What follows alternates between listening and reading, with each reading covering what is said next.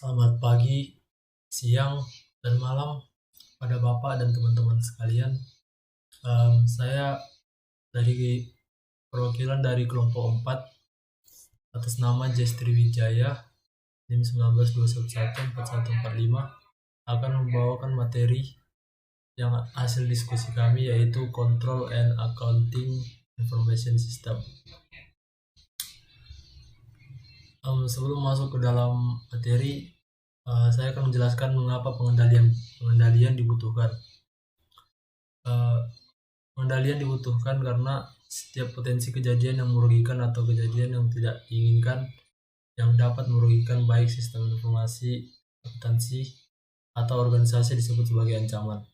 Potensi kerugian jika ancaman tertentu menjadi kenyataan disebut sebagai exposure atau dampak dari ancaman tersebut. Probabilitas ancaman akan terjadi adalah kemungkinan yang terkait dengan ancaman tersebut. Tujuan utama SIA adalah mengontrol organisasi agar organisasi dapat mencapai tujuannya. Manajemen mengharapkan akuntan untuk ambil pendekatan proaktif untuk menghilangkan ancaman sistem. Deteksi, perbaiki, dan pulihkan dari ancaman saat terjadi. Pengendalian internal. Pengendalian internal adalah proses yang diterapkan untuk memberikan jaminan yang wajar bahwa tujuan pengendalian berikut tercapai.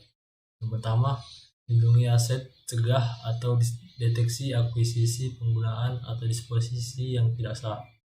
Yang kedua, menyimpan catatan dengan cukup detail untuk melaporkan aset perusahaan secara akurat dan adil. Yang ketiga, memberikan informasi yang akurat dan dapat diandalkan. Yang keempat, menyiapkan laporan keuangan sesuai dengan kriteria yang telah ditetapkan. Yang kelima, mempromosikan dan meningkatkan efisiensi operasional. Yang keenam, mendorong kepatuhan terhadap kebijakan manajerial yang ditentukan.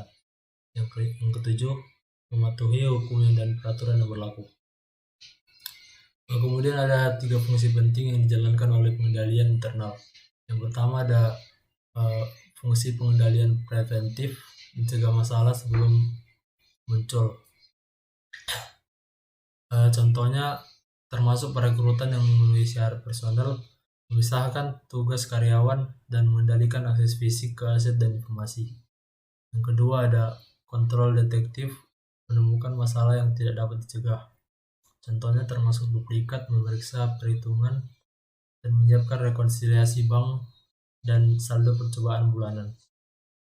Yang ketiga, fungsi yang terakhir, kontrol korektif, mengidentifikasi dan memperbaiki masalah, serta memperbaiki dan memulihkan kesalahan yang dihasilkan. Contohnya termasuk memelihara salinan cadangan file, mengoreksi data kesalahan entry, dan pengiriman ulang transaksi untuk pemrosesan selanjutnya. Kemudian ada kerangka kerja pengendalian. Kerangka kerja pengendalian ada 3. Yang pertama, Control Objective for Information and Related Technology atau disingkat COBIT.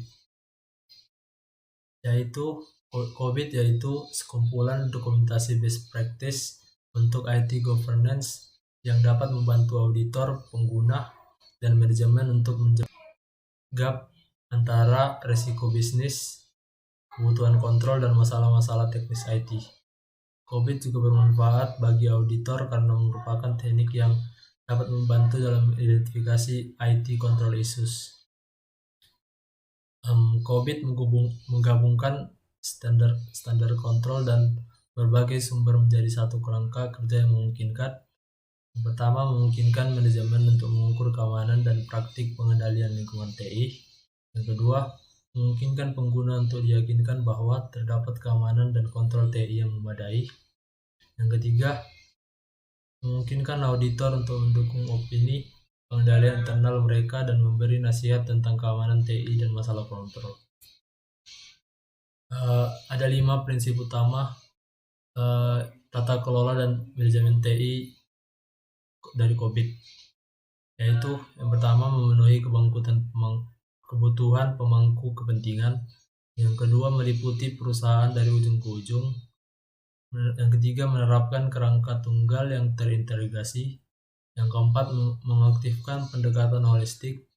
Yang kelima, memisahkan tata kelola dari manajemen. Kemudian kerangka kerja pengendalian yang kedua ada Committee of Sponsoring Organization of Tradeway Commission atau disingkat COSO. Tujuan utama COSO adalah untuk mengidentifikasi faktor-faktor yang menyebabkan penggelapan laporan keuangan dan membuat rekomendasi untuk mengurangi kejadian tersebut. COSO menyusun suatu definisi umum untuk pengendalian, standar, dan kriteria internal yang dapat digunakan perusahaan untuk menilai sistem pengendalian mereka. Fungsi COSO adalah memberikan pemikiran kepemimpinan melalui pengembangan kerangka kerja dan pedoman yang komprehensif tentang manajemen risiko perusahaan. Terus yang ketiga, untuk meningkatkan proses manajemen risiko, COSO mengembangkan kerja kontrol kedua yang disebut Enterprise Risk Management Integrated Framework atau ERM.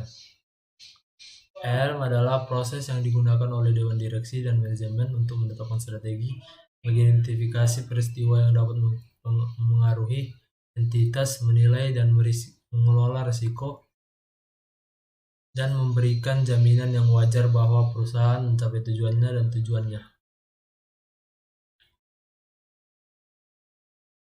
Prinsip dasar ERM yaitu yang pertama, perusahaan dibentuk untuk menciptakan nilai bagi pemiliknya. Yang kedua, manajemen harus memutuskan seberapa besar ketidakpastian yang akan diterima karena hal itu menciptakan nilai. Yang ketiga, ketidakpastian menghasilkan risiko, yaitu kemungkinan bahwa ada sesuatu yang berdampak negatif pada kemampuan perusahaan untuk menciptakan atau mempertahankan nilai.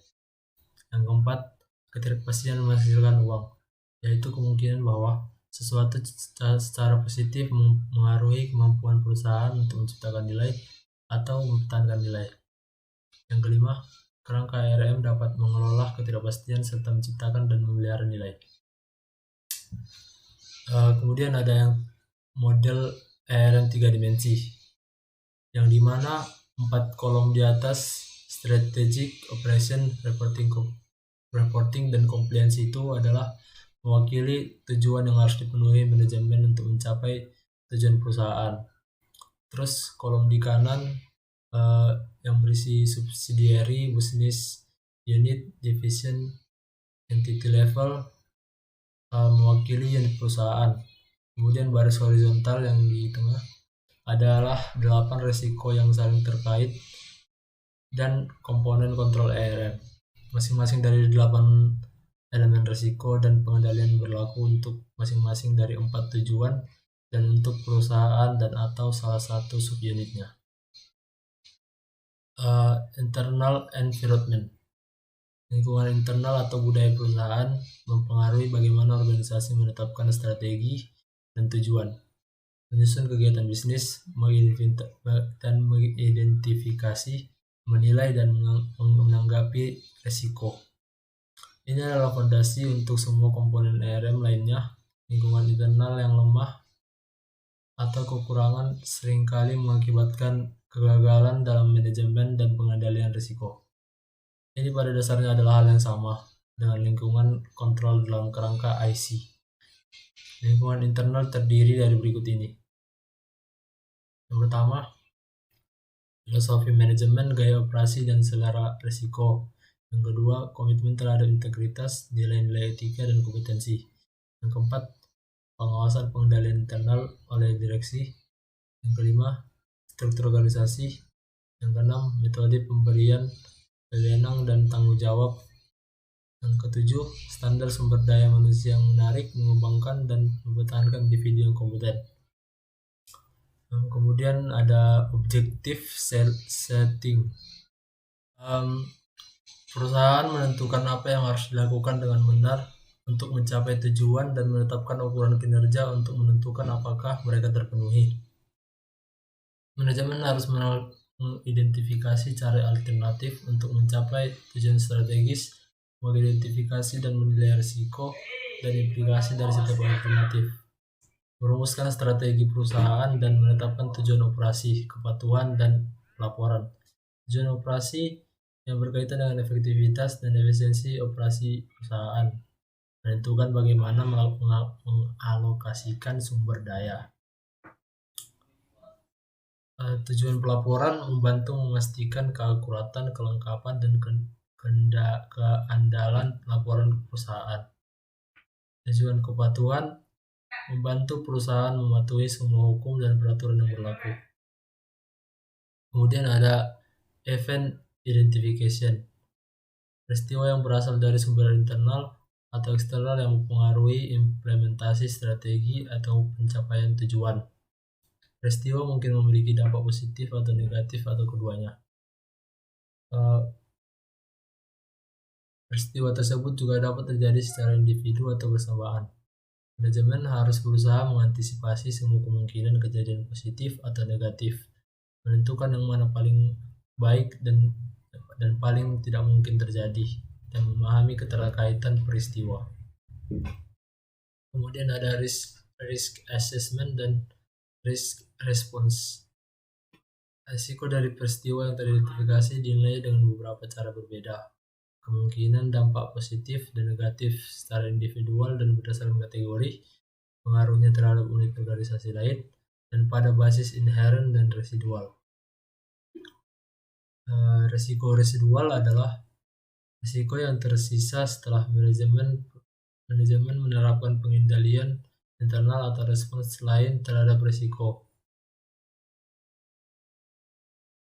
Perusahaan harus menilai risiko yang melekat, mengembangkan tanggapan, dan kemudian menilai risiko sisa.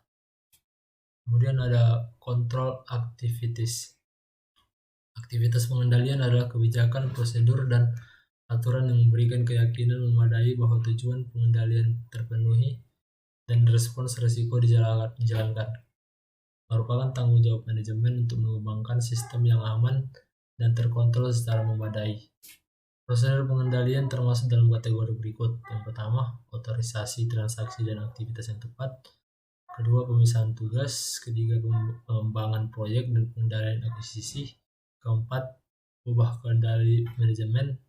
Dan yang kelima, menjaga aset, catatan, dan data. Selanjutnya ada information dan communication. Sistem informasi dan komunikasi harus menangkap dan menukar informasi yang dibutuhkan untuk melakukan, mengelola, dan mengontrol operasi organisasi. Tujuan utama akuntansi sistem informasi adalah untuk mengumpulkan, mencatat, mengolah, menyimpan, meringkas, dan mengkomunikasikan informasi tentang suatu organisasi. Selain mengidentifikasi dan mencatat semua transaksi yang valid, sistem informasi akuntansi harus benar mengklasifikasikan transaksi, mencatat transaksi dengan nilai moneter yang tepat, mencatat transaksi di periode akuntansi yang tepat, dan menyajikan dengan benar transaksi dan pengungkapan terkait di laporan keuangan. Kerangka IC yang diperbarui menetapkan bahwa 3 prinsip berikut berlaku untuk informasi tersebut dan proses komunikasi. Yang pertama, mendapatkan atau menghasilkan informasi yang relevan dan berkualitas tinggi untuk mendukung pengendalian internal. Yang kedua, mengkomunikasikan informasi secara internal termasuk tujuan dan tanggung jawab yang diperlukan untuk mendukung komponen pengendalian internal lainnya. Yang ketiga, mengkomunikasikan masalah pengendalian internal yang relevan kepada pihak eksternal. Sistem akuntansi umumnya terdiri dari beberapa subsistem yang masing-masing dirancang untuk diproses jenis transaksi tertentu yang menggunakan urutan prosedur yang sama yang disebut siklus akuntansi. Yang terakhir ada monitoring. Sistem pengendalian internal yang dipilih atau dikembangkan harus terus dipantau, dievaluasi, dan dimodifikasi sesuai kebutuhan. Tiap kekurangan harus dilaporkan kepada manajemen, senior, dan dewan direksi. Sekian presentasi dari saya, dari kelompok kami. Jika ada kurang atau salah kata, mohon dimaafkan. Sekian, terima kasih.